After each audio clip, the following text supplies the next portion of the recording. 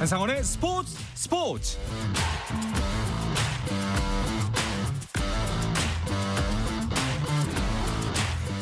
스포츠가 있는 저녁 어떠신가요? 네, 저는 아나운서 박태원입니다. 한상원 아나운서가 며칠간 휴가를 갔습니다. 그래서 그중 오늘 하루는 제가 여러분과 이 시간 함께 하겠습니다. 박태원과 함께하는 스포츠. 하루 이슈들을 살펴보는 스포츠 타임라인으로 출발합니다.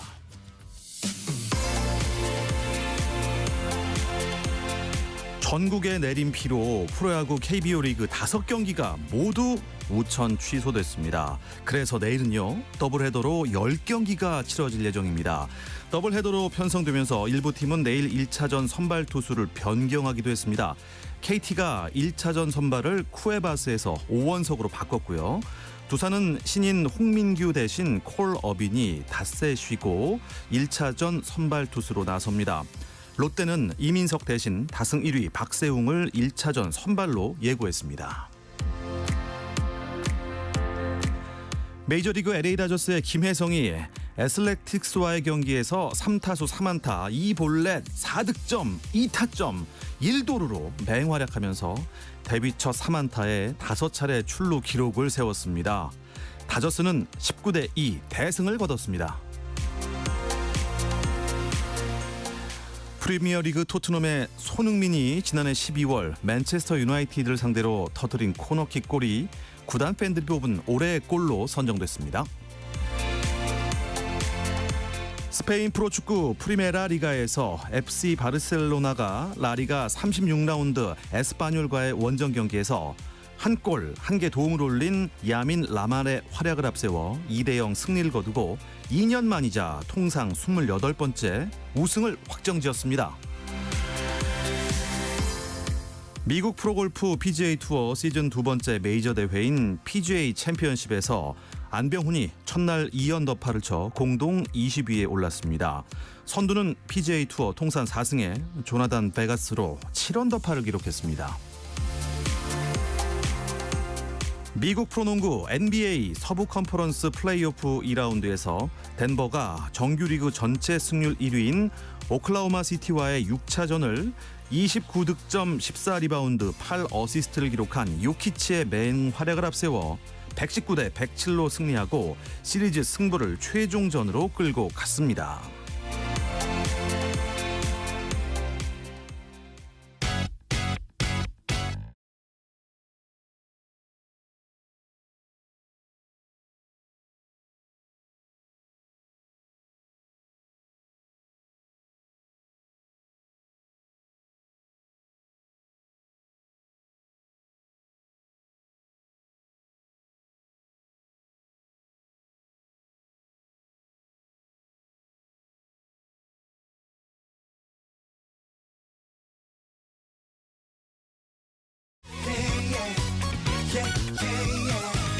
스포츠.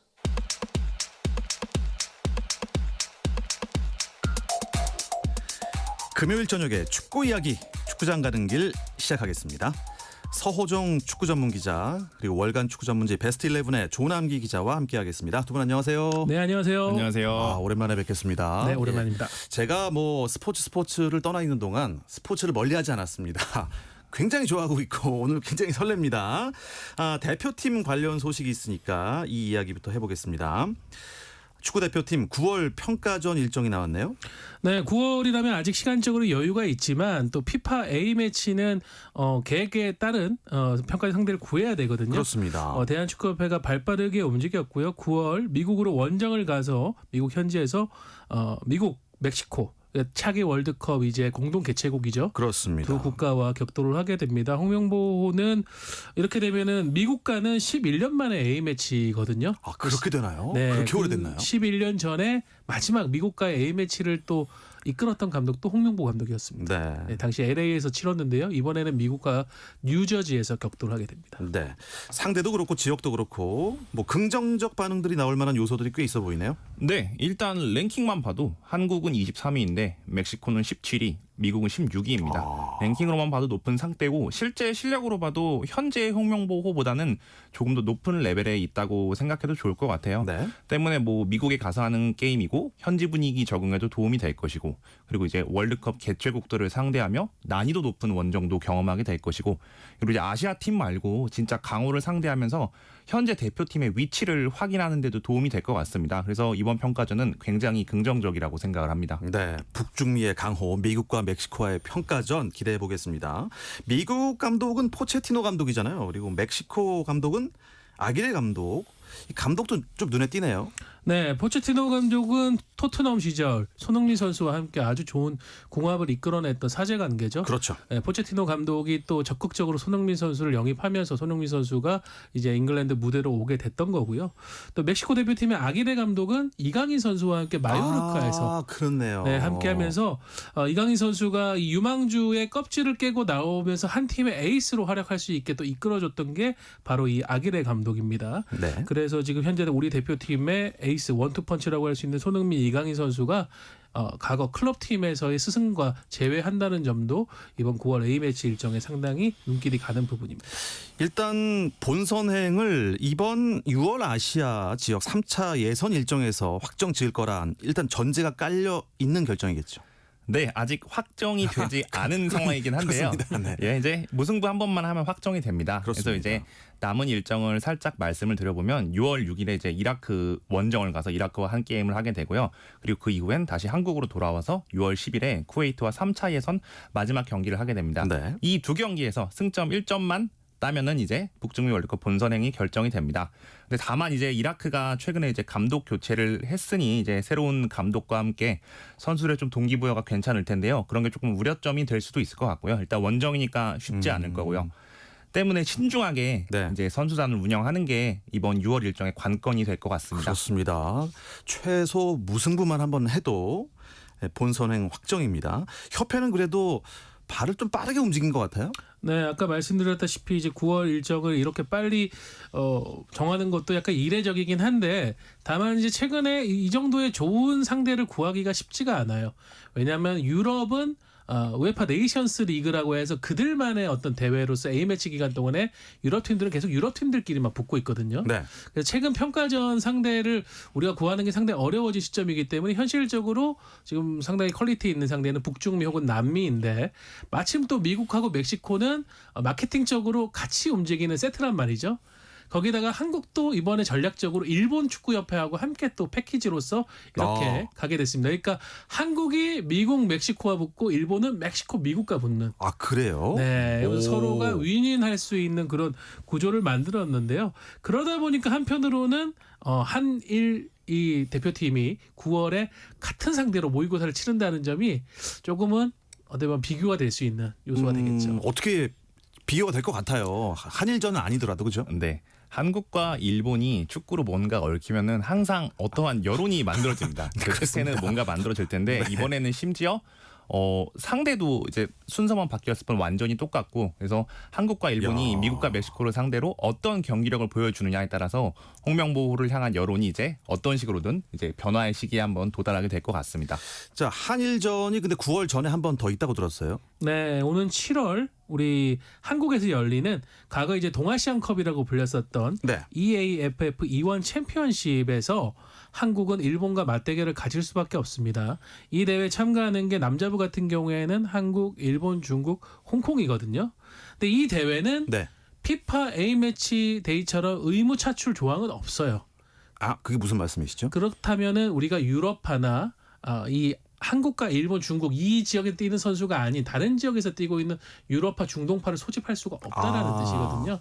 그래서 아마 이 대회는 홍명보 감독도 K리거를 중심으로 해서 대표팀을 구성을 할 것입니다. 일본도 뭐 마찬가지인데 모리아스 감독은 그래도 협의가 가능한 유럽파들을 좀 불러보겠다라는 의지를 보이고 있고 뭐 확실한 팀의 주축 선수들이 빠지긴 하지만 그래도 한일전은 한일전 아니겠습니까? 그렇습니다. 네, 이거 역시 홍명보의 여론에 영향을 미칠 수밖에 없는 매치업입니다.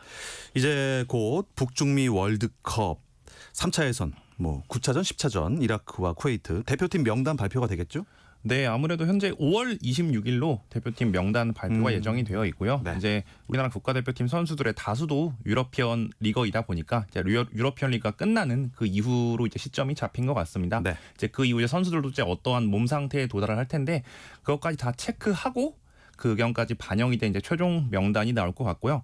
현재 홍명보 감독이 또 새로운 선수나 또 선수의 컨디션을 체크하기 위해 여기저기 이제 돌아다니고 있는 상황이라고 합니다.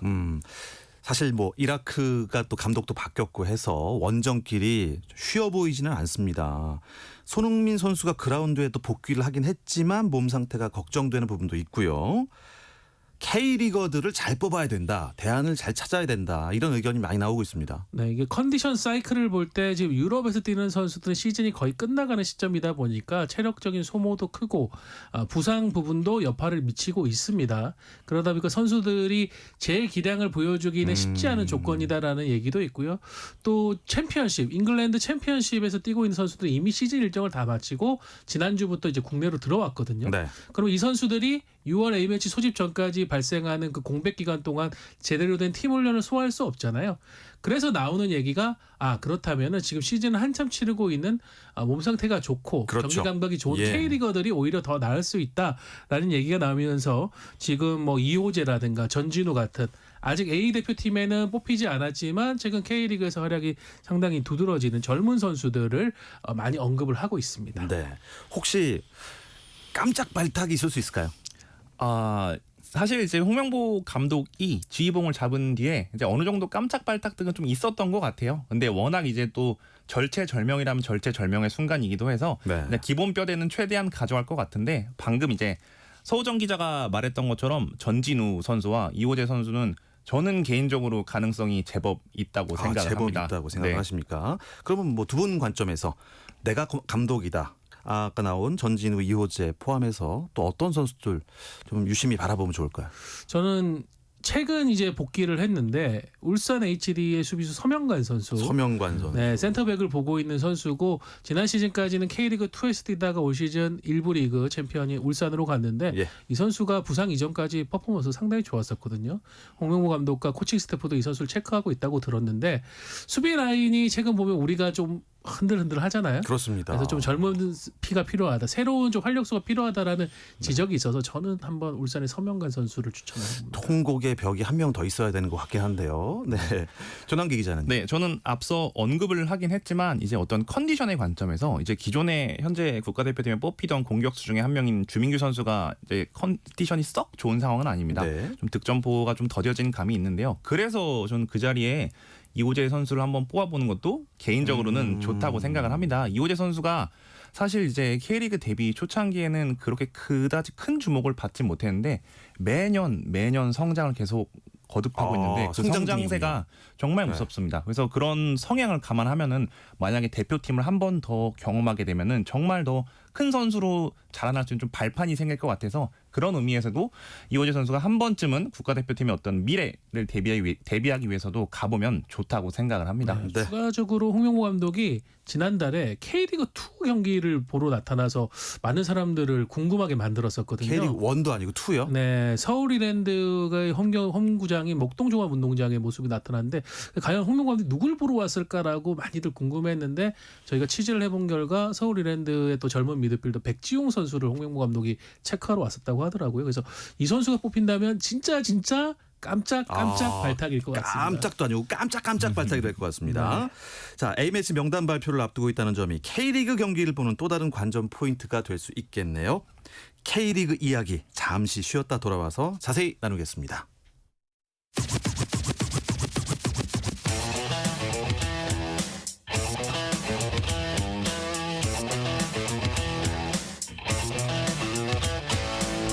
짜릿함이 살아있는 시간 한상원의 스포츠 네, 한상원의 스포츠 오늘은 아나운서 박태원이 진행하고 있습니다. 자, 금요일 저녁 축구 이야기 축구장 가는 길 K리그 이야기로 이어가도록 하겠습니다. 베스트 11의 조남기 기자 또 서호정 축구 전문 기자와 함께 얘기 나누고 있습니다. 저희 유튜브로도 생방송으로 지금 스트리밍 되고 있는데요. 자막이 잘 나오고 있습니다. 이번 시즌 뭐 야구도 야구지만 K리그에 대한 관심도 무척이나 커졌습니다. 현장에서도 좀 느껴지시나요? 예, 확실히 격세지감이라고 생각을 하는데 제가 그 정도입니까? 네, 라디오 오기 전에 이제 2016년에 제가 썼던 기사를 찾아봤어요. 예. 네, 그때 당시에 이제 K리그 300만 관중을 목표로 뛰어야 된다 이런 기사를 제가 적었더라고요. 예. 근데 그때 적었던 게 그 전년도 관중이 200만 명을 조금 넘은 상황이었는데 현재 K리그는 2년 연속으로 이제 300만 관중을 넘긴 상황입니다. 그렇죠. 10년 사이에 그런 괄목할 발전이 있었고요. 그리고 이제 서울과 전북의 경기에서 4만 8천 명이 이야. 모집을 하면서 네, 어떤 이벤트가 그러니까요. 없어도 리그 경기 하나로도 이만큼의 관중을 모을 수 있다. 그런 좀 힘이 생긴 것 같고요. 그리고 이제 경기장뿐만 아니라 선수가 아니어도 이제 뭐 산리오 캐릭터즈 같은 이제 좀 젊은 층들이 좋아할 만한 네. 어떤 콘텐츠가 되게 많이 생겼습니다. 산리오 캐릭터즈는 작년에 이어서 올해도 대박을 쳤고요. 그 귀여운 인형들과 K리그 클럽들이 어울리니까 또 거대한 무언 유니버스가 하나 만들어졌습니다. 그래서 사실 이제 어떤 식으로든 K리그로 접근할 수 있는 게이트들이 되게 많아진 것 같아요. 많아졌어요. 그런 점이 예. K리그의 또 성장 동력이 되는 것 같고 이제 뭐 산리오뿐만 아니라 이제 또 다른 브랜드와의 네. 또 협업도 예상이 되기 때문에 앞으로 더 좋은 일들만 남아 있는 것 같습니다. 주말에 비 안 오잖아요. 그러면 네. 저희 자녀들이 상암에 가 있어요. 매주 그 정도입니다. 저는 오늘 동네 생활 중에 좀 이게 축구의 인기가 올라갔다라는 거를 체감한 장면이 있었는데 저희 딸을 데리고 아이스크림을 사 먹으러 한 매장에 갔었거든요. 네. 거기 이제 여고생들이 요즘에 한참 체육 대회 많이 하는 시즌이다 보니까 이렇게 체육복 그 팀복을 이렇게 축구 유니폼을 네. 맞춰서 입더라고요. 근데 그 어떤 정도로. 학생들이 FC 서울 유니폼을 그 단복으로 입고 온 거예요. 그래서 야 이게 뭐 레알 마드리드나 맨체스터 시티도 아니고 FC 서울을 이렇게 그렇죠. 만드는 예. 이제는 이 정도 인기가 있구나라는 느낌을 새삼 가지게 됐습니다. 자, 그만큼 또 경기들이 재밌어요. 한 경기 한 경기 놓칠 게 없습니다. 그래서 팬들이 경기장으로 모이고 있습니다. 어떤 판도로 K리그 1 흘러가고 있는지 순위표 서호정 기자 정리해 주시죠. 네, 선두는 여전히 대전이 지키고 있습니다. 승점 28점. 하지만 2위 전북보다는 한 경기가 더 많죠. 전북은 대전보다 한 경기를 덜 치른 시점에서 승점 25점으로 매섭게 쫓아가고 있습니다. 3위는 승점 24점의 울산이고요. 4위는 23점의 김천입니다. 여기까지가 4강 구도라고 할 수 있겠고요. 네. 그 밑으로는 조금 승점 차가 나는데요. 5위 포항, 6위 강주는 4위 김천과 4점 떨어져 있는 19점이고요. 7위 안양이 승점 17점, 8위 강원도 승점 17점입니다. 그리고 저희가 방금 언급했던 FC 서울이 서울, 9위인데 서울. 승점 15점 조금 저희가 예상했던 판도와는 좀 다르게 그렇습니다. 부진한 상황이고요. 10위 대구, 11위 제주, 12위 수원FC는 모두 승점 11점으로 같은데 이쪽은 이제 강등권이라고 보셔도 무방할 것 같습니다. 참 이게 매년 흘러갈 때마다 강등이 되고 또 승강이 올라오는 그런 2부 리그. 참 희비가 엇갈리는 것 같아요. 근데 또 올라오자마자 또 막 상위권으로 올라오는 그런 팀도 있고 그래서 이게 축구 보는 묘미 아니겠습니까? 네. 1위 대전과 2위 전북 1점 차. 전북은 한 경기 덜 치렀고 말씀하신 대로 이 정도면은 뭐 거의 차이가 없다고 봐야 되는 거 아닙니까? 네, 대전이 14경기 치르고 28점, 이제 전북이 13경기 치르고 이제 25점인데 이제 한 경기를 덜 치렀으니까 그 경기를 이제 잘 해낸다는 가정을 깔면은 사실상 다 좁혀졌다고 봐도 될 것 같습니다. 그리고 좁혀졌다고 말할 수 있는 가장 큰 근거는 현재 전북의 경기력입니다. 전북이 지금 현재 공격도 좋지만 수비가 이제 리그 최소 실점 수준이고요. 이제 홍정우 선수와 김영민 선수의 조합으로부터 비롯되는 수비력이 어마어마하고 그 앞에 박진섭 선수의 기량도 좋아서 쉽게 무너지지 않는 팀이 됐습니다. 지난 시즌의 전북과는 완전히 다른 모습인데요. 때문에 이제 대전과 전북의 이제 1위 싸움이 더 흥미진진하게 전개가 될 것 같습니다. 대전은 초반에는 뭐 거의 무적이었잖아요. 흐름이 엄청났는데 지금 조금 주춤하고 있는 것 같습니다. 네, 5월 들어서 치른 3경기에서 1승 2무. 승점 삼는데 조금 애를 먹고 있는 상황이죠. 그렇죠. 뭐 겉으로 표면적으로는 나쁘지 않은 성적이긴 지진 한데 않았으니까. 네. 지금 전북의 기세가 너무 무섭다 보니까 약간 대전 이 1승 2무란 성적도 아쉬움이 남는 것 같고요. 무엇보다 이 주민규 선수를 위시해서 탄탄하던 이 득점력이 최근에 그렇습니다. 조금 흔들리고 있는데 3경기에서 3골을 넣었는데 그쳤습니다. 대전이 그 전에 11경기에서는 몰려 18골을 넣었었거든요. 주민규 선수도 이번 달 들어서는 지금 득점과 도움이 없이 공격 포인트가 없는 상태. 좀 뭔가 새로운 해법이 필요한 대전입니다. 주민규 선수 얘기를 좀 전에 조남기 기자가 살짝 언급을 하셨는데 지금 조금 더 힘을 내야 될 것 같습니다. 그런데 공교롭게도 대전을 연고로 하는 야구팀과 축구팀 이거 작년이랑 너무 달라요. 그렇죠? 네, 저는 뭐 야구를 잘 모르긴 하지만 이제 뭐 한화도 이제 뭐 연패에 빠졌다고 하고 이제 또 같은 연고제 대전도 지금 갑자기 주춤을 하고 있는데요. 네, 이제 대전 시민분들을 위해 두 팀 모두 힘을 좀 냈으면 좋겠습니다.